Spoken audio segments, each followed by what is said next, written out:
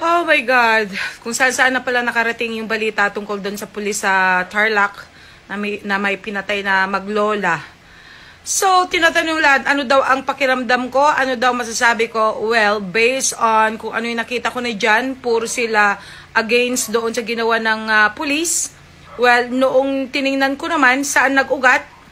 Well, at talagang tiningnan ko talaga kung ano yung pangyayari, mga ganon, talagang mga pasaway nga naman kasi yung maglola, okay?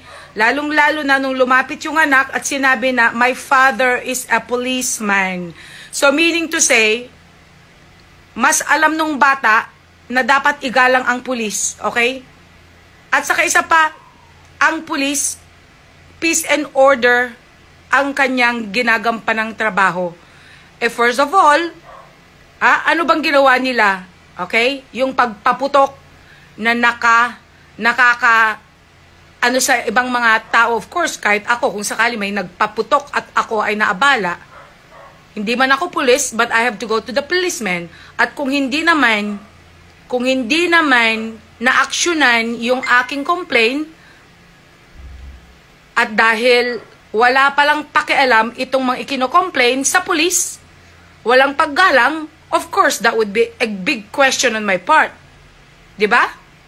So, katulad nito, yung anak ang nag-react na mismo. Nakikita ko nagbi-video siya, hanggang sa nakita na niya na talagang wala na talagang paggalang sa pulis tong maglola, hanggang sa hindi na nakapagtimpi yung bata, lumapit, my father is a policeman. Let it go.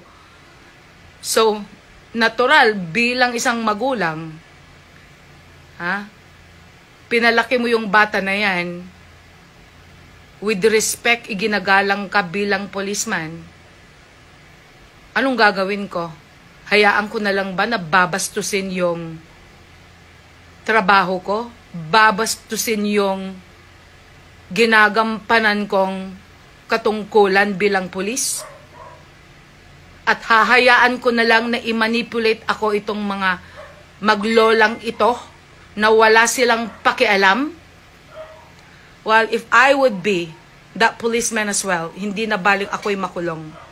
Ayaw ko lang na mapahiya at mawalan ng dignidad yung trabaho ko bilang pulis na nagme-maintain ng peace and order.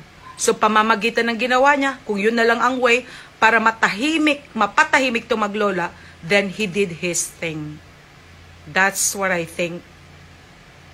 Diba? Ano ang dapat niyang gawin? Hayaan